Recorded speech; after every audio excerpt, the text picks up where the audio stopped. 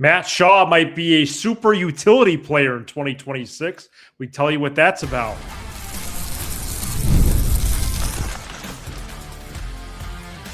You are Locked On Cubs, your daily Chicago Cubs podcast. Part of the Locked On Podcast Network, your team every day. You are Locked On Cubs, part of the Locked On Podcast Network, now the #1 sports podcast network. We are your team every day alongside Sam Olber. I'm Matt Cozy. Sam and I are lifelong fans, taking our passion into a discussion with you on all things Cubs. Later in the show, some trivia history, 2016 Cubs variety. And then we have Zac Gallen possibly still being on the radar for the Northsiders. And we start with Matt Shaw. The Cubs starting infield right now, third to first, is very clear with Alex Bregman, Dansby Swanson, Nico Horner, and Michael Busch. The starting third baseman last year, Matt Shaw, is now on the bench with Craig Counsell and Jed Hoyer, both confirming over the weekend at CubsCon that Shaw is shifting to a super utility role in 2026, including scene time in the outfield. Sam, nice to have you back. Hope you're feeling better. And your initial thoughts on Shaw being the so-called 10th man for the Cubs this year. Yeah, good to be back. Not feeling a whole lot better, but better enough to be on this very program. Apologies, by the way, to the listeners. There's nothing worse when I listen to podcasts and somebody's sounds as bad as I sound right now. So I apologize, but I'll get going. Yeah, you sound fine.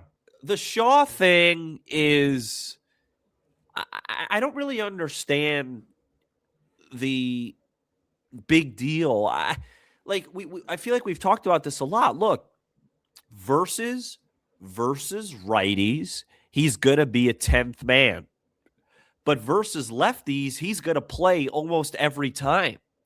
They're not going to run out Ballesteros every day versus lefties. I find that hard to believe, especially if they're going to give Busch a runaway versus lefties. They're not going to have two matchups that they don't feel good about every day.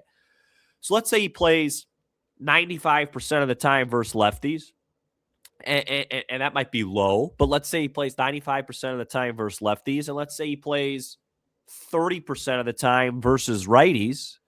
He's going to play over 100-plus games. He's going to be a really important part of what they do.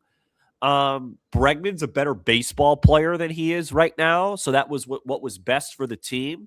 It also helped replace a hole that Kyle Tucker left. I saw that you were going to talk about that, the Tucker signing and stuff yesterday. I'm sure you did. I didn't have a chance to listen.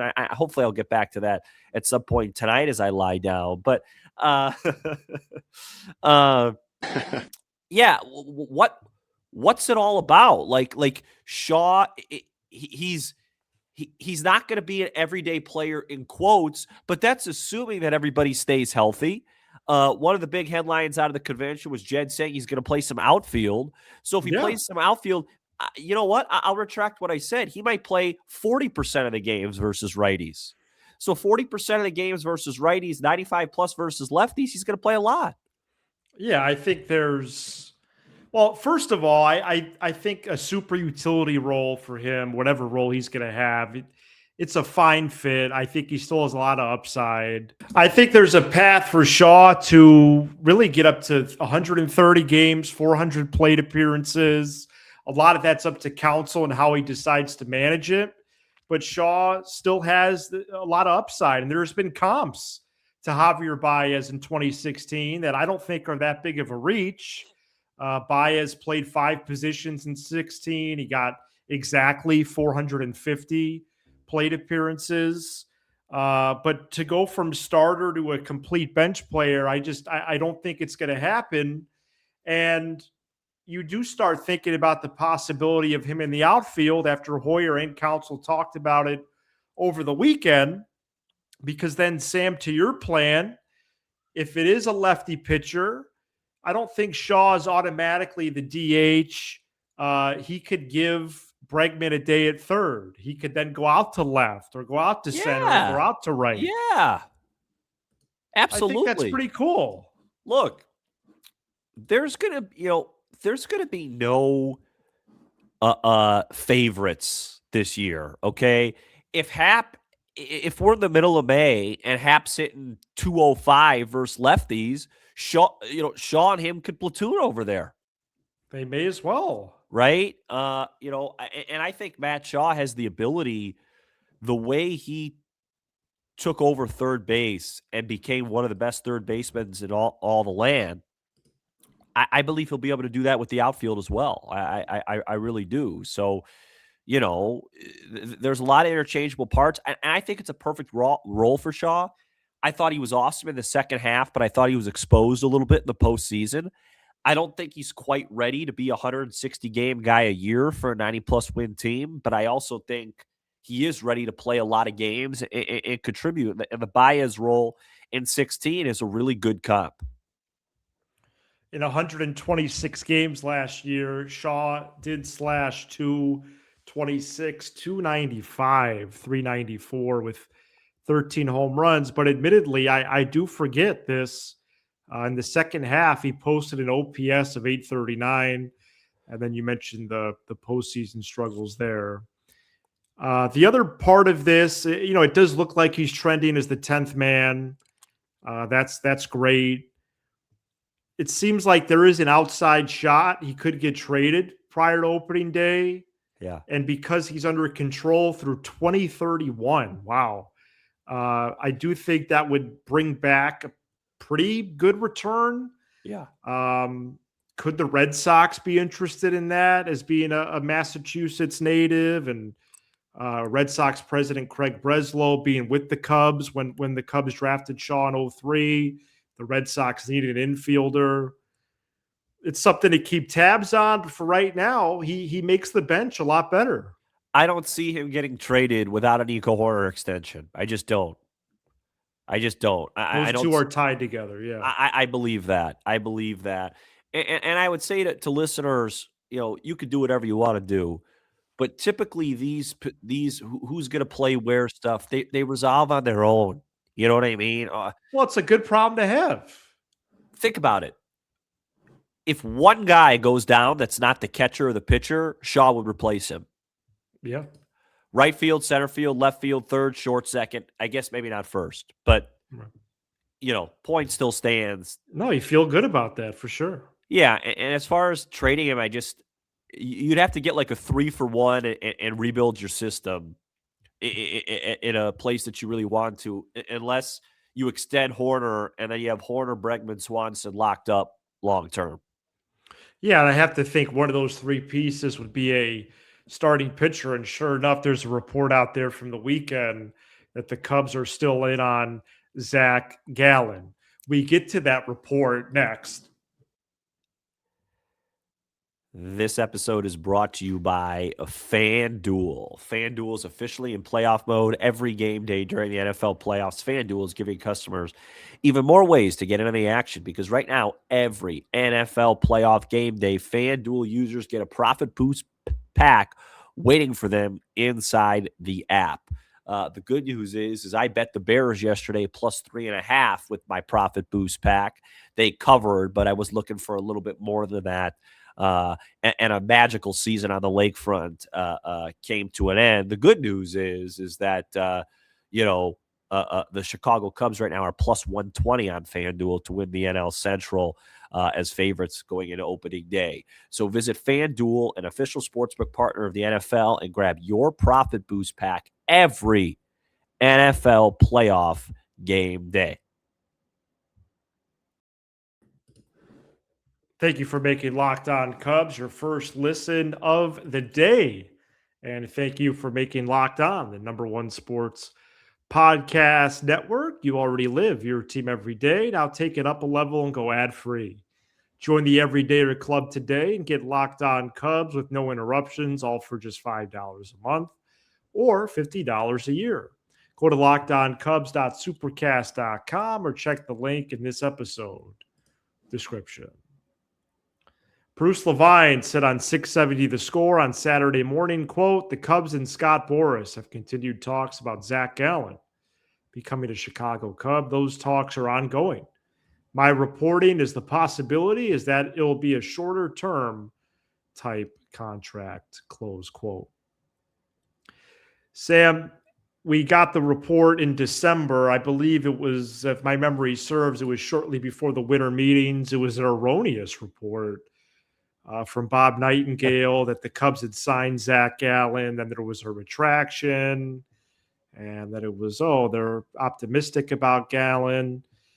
Sure enough, Gallen's still a free agent, and the Cubs apparently are still interested despite acquiring the starting pitcher. Now, almost 2 weeks ago, starting pitcher Edward Cabrera from the Marlins. That coincided 4 days later with them signing Alex Bregman in a series of moves that have really surged this ball club. This would be a surprise to me if they somehow pulled this off. Gallen, first of all, did get the qualifying offer from the Diamondbacks in November. Yeah. So there is draft compensation attached. I don't think that's too big of a concern, especially with the Cubs trending towards going over the luxury tax and taking some more chances this year, which is great. But it's still notable because just in terms of the AAV and really what the fit would be, because the qualifying offer was $22 million. So as Bruce is saying, a shorter term type deal, that makes total sense as we record here on January 19th. Yeah. He needs to find a place to play. So does he get 2 years at 40 with an opt out after 26? Does he get 3 years for 54? Does he just get the 1 year for 22 from someone that maybe is a little more desperate, like the Mets or something like that? This would be a surprise to me, given the names on the depth chart already. But I wouldn't complain. Yeah. So first of all, great news. Just to be involved in that just tells you that the Cubs are, the luxury tax thing's not a thing this year. It's not. It's crazy. I'm wearing a winter cap today, which means I'm going to put my conspiracy hat on. Really? Little conspiracy. Oh no! Somebody injured? Who's Zac Gallen's agent? Boris Scott. Yes, Scott. Yeah. Cubs and Boris just had a beautiful deal that I think both of them are very happy about. And Boris was present at the presser. Boris not only was present at the presser, but was very complimentary of Jed and co. And I just feel like this is, hey, Jed, do us a favor. Just say you're interested so we can get some price. See if we can jack up the price here so I can get this guy signed, please. Right. Let's get this moving type thing. Yeah. I mean, if the Cubs were to sign Gallen, I would be concerned that something's wrong with somebody that we don't know about. Yeah. We keep hearing these different timelines for Steele. I read articles, June, midway through the year. At the Cubs convention, Elise Menaker interviewed him and said, about May. And then Steele responded, and he won't give it. He didn't give a timeline, but said he feels great. He's ahead of schedule, just like he did here. Can Cade pitch the full year? If you go out and get Gallen, something is off with one of these guys, I would say. Is that, am I wrong on that? I know you can't have enough arms, but I would be nervous that something is wrong, but maybe they're taking the all-in approach truly to heart and saying, we're not going to get caught in a corner like we did in Milwaukee, Wisconsin last year. And we're not going to let anything, we're going to get past them. We're going to face the Dodgers in the Final Four and nothing's stopping us. If that's truly the destination point, then maybe they are going to not let anything stop them and do a lot of creativity to keep Boyd going, to keep Cabrera, and to keep Horton going. Plus, you have to keep a close eye on Shota and Tyone, and you've Steele coming back from injury. I guess I could persuade myself of this, but it's still a surprise, even at the price he's going to get. Well, especially because Council made it a real point on Saturday when I was at his whatever event. Panel. He said that she said that Shota's going to be a really big part of this season. I hope so. So, yeah. Well, so but I mean, why did, and so you got something out of that? Why? Because people were people were mad at Shota No, or something, or mad at the no, Cubs, because or no. Please don't get me hyped up. I don't feel well. Because you just said it's, like my point is you can eliminate Shota from what you just said. You said, well, it's maybe something's up with Shota. They have full trust. He's good. he should pitch the second game of the year. Wow, you've really had a 180. I got how they should be lined up here based on the off days. Want to hear it? Or Sure, can you complete your thought first? No, I think that's. I don't really think I had a thought. Oh, here's how I would line it up. Now that it's freezing cold out and the Bears are done, it's just kind of like it's just freezing cold out.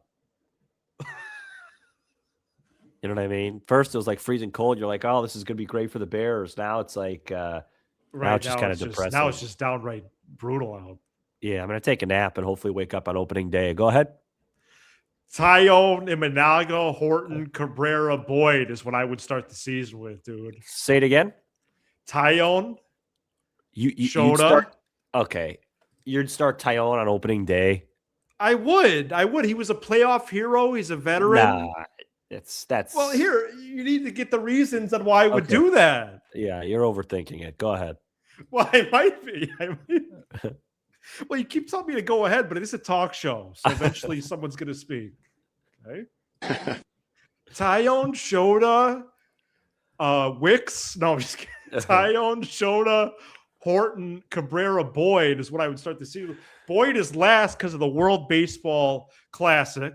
So you'd start your three best guys last. That's correct. And then you would maneuver them around after the first 15 games. Yeah. Anyway, Ray, Assad, Wicks, Wiggins are the depth options behind them. Ben Brown, his role up in the air for the 2026, and of course Steele on the IL at least to begin the year. Anyway, I'm not even going to respond to that. I don't think Tyone's going to start opening day. I think they have. Well, when he does, something should happen. I don't. They shouldn't have to manipulate. Send me an iced tea, sweetened. They shouldn't have to manipulate the rotation that aggressively to start the year if they have all this depth, right? With Steele coming back. All right. Well, I want to win 90 games, so do I, and I like to, I like to reward the guy. Opening day starters an honor, Correct. That Tyone should garner. You're right. No, I personally, the guy that I think should get the ball on opening day is Cade Horton. But I think it's going to be Horton against Gore. Great. It's going to be 1-0 in the snow. Well, but you do make a decent point. So can I just make one counterpoint? Isn't Tyone also pitching in the World Baseball Classic? Oh yeah, yes. I think so. It's Shota, right? Yeah, I think all of them are. It's a bad take. Whoops. So, but I hear you. All right, this segment's over. Your style of thinking is if you start Cade opening day, then he's got to pitch more and more. I think when Steele comes back or whatever, they'll just they'll shelve him for a couple of weeks. Yeah, they could do some roster manipulation, especially around the All-Star break. I was thinking for Horton, maybe for Cabrera too. By the way, again, I know you already did a convention recap, but for Saturday when I was there, they did a little pitching panel. Yeah, Cabrera, very funny guy. Oh, good. Yeah, good personality, really funny. Good. I didn't see that, so I'm glad to learn that. Yeah, he was funny. And reminder, he said the hardest he's thrown his changeup is 98 miles an hour. Yeah, it's hard to fathom that. At that point, I almost think we have to call it a different pitch. Right. Yeah. Wow. What would you call it? I wonder. Just fastball too, like a sinker. Yeah. Gallen has made 28 starts the last 4 years, so he's nothing if not durable. All right, coming up next, we have some trivia of the 2016 Cubs variety, a little dip into the history books. Stay tuned.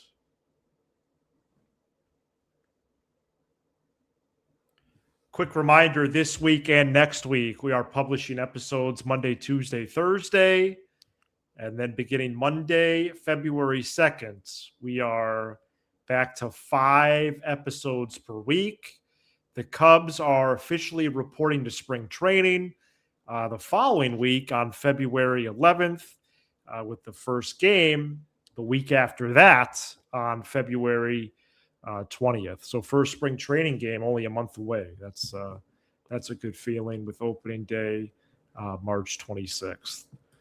At the Cubs convention, the 2016 team was celebrated.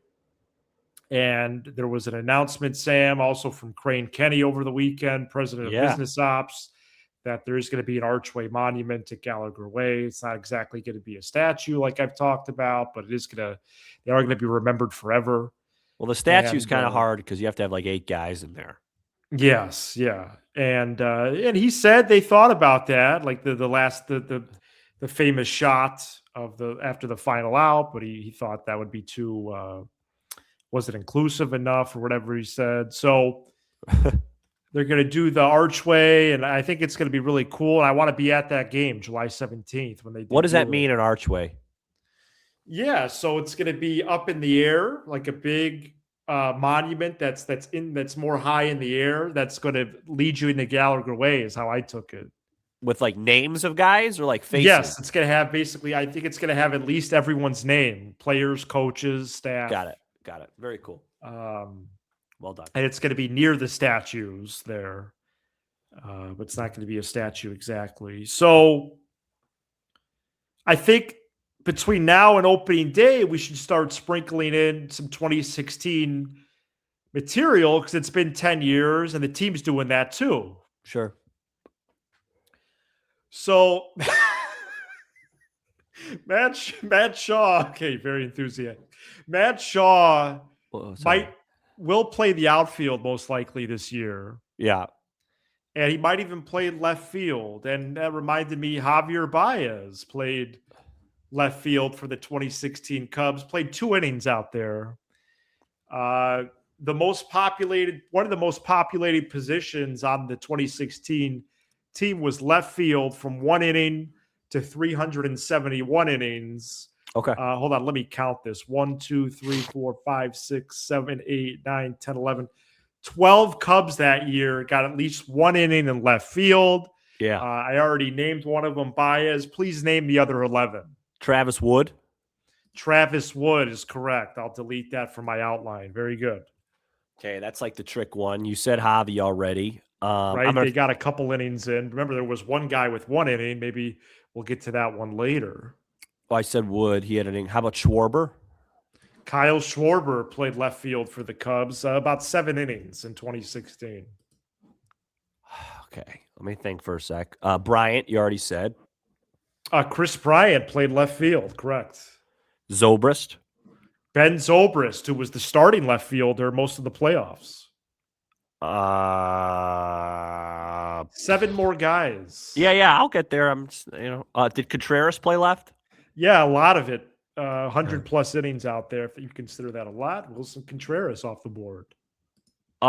Did Soler play any left? Yes, he did. He got the most innings in the regular season, 371. 5 games left. Coghlan?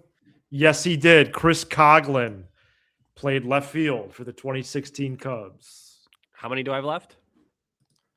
1, 2, 3, 4. Okay. 4 Cubs left who played left field in 2016. Did Almora? 12 guys played there. Albert Almora, who debuted in left field and threw somebody out at home. 3 names left. So Almora's right. Yes.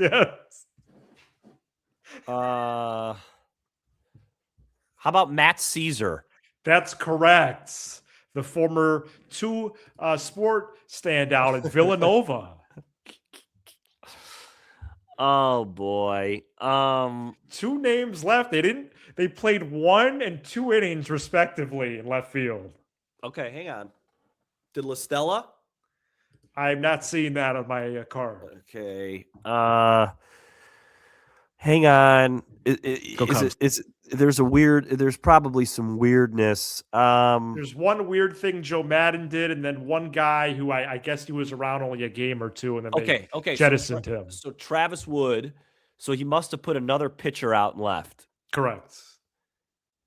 Was it Strope? Correct. Okay. Great job. Wow. Hold on. I think I know the other guy. Cup of coffee. Yeah, well, because is it a guy? I can't. Is it a guy that used to be with the Cubs earlier? Than Ryan Kalish. Ryan Kalish is correct. Couldn't think of his name. Sam just got all 12 names of It's Cubs the flu game. It's played the flu left game. field. Like Jordan in 2016. 97, Wow. Game 5 in Utah, 2-2 series. Jordan scores 38. Russell inexplicably doubles Pippen off Jordan, leaves him open for a game-winning 3. I think that was Russell. Maybe it was Hornacek. Somebody doubled off Jordan. So are you saying Ryan Kalish had 2 stints with the Cubs? I think Ryan Kalish was like a pretty big part of the Cubs rebuild in 2012-13. They thought he was going to be really good, and he wasn't good. And then they got him back in 2016. Yeah. 57 games in 14, 7 games in 16. Oh, okay, 14. Because I remember when they got him in 14, they're like, hey, like this guy could be like a diamond in the rough type. Yeah. And he wasn't. Yeah, he was not. Somebody in the comments, let me know who doubled off Jordan at the end of that flu game, Game 5 in Utah. It was Hornacek or Russell? Leave it to Joe Madden to play Pedro Strop and Travis Wood in left field. Yeah, no, that was unbelievable, man. All right, any other reflections from the convention over the weekend as we exit officially? Did you talk about how they didn't name the 16 guys by name? Yes. Yeah, I thought that was odd. I detailed our meetup in length. With all due respect, not trying to be disrespectful to anybody, but there's some guys on the 26 roster, like I would have much rather seen the ovation for Hendricks and I know those guys are going to make the Hall of Fame, so they'll get their time. But somebody that was a paying customer in a very overcapacitated crowd, I might standing for that long, I would have liked to see. But I did have some good conversation with some Cubs media people. I did fail to mention on Monday's episode, John Lester, Jody Davis, and Vince Lloyd were named to the Cubs Hall of Fame for this year. Yeah, and I'll say this. I'm at the point now where my eyebrows raised that Zambrano's not in. Yeah, we're going to have to look into that. Thank you for. I feel like we're missing something, don't you? Yeah, well, we shouldn't be. He was a stud. Thank you for making Locked On Cubs your first listen of the day. For those of you on video, we send you out to the 24/7 National Locked On Podcast Network YouTube channel. Let's maybe look into that for Thursday's episode, Sam. Who should be the next Cubs Hall of Famer? And on audio, make sure your second listen could be a couple. Locked On MLB. What? There could be a couple. Yeah, that's a good third segment. And I just want to hear Big Z's career numbers because I don't think they were. I believe they're what we thought they were, which was really good. They line up right with all the greats that's ever pitched for the Cubs. He was in our top 10 Cubs outside of Jenkins in the last 25 years. All right, sounds good. All right, Sam, thank you. Yeah, you don't have to thank me. This is my job. I don't know why I just did that. Yeah, this is my job to be here. So impressive trivia performance is what I meant to say. I appreciate it. I was at a loss for words. Good questions. I'm excited to see what the rest of them are. He's Sam Olber. I'm Matt Cozy. This is Locked On Cubs.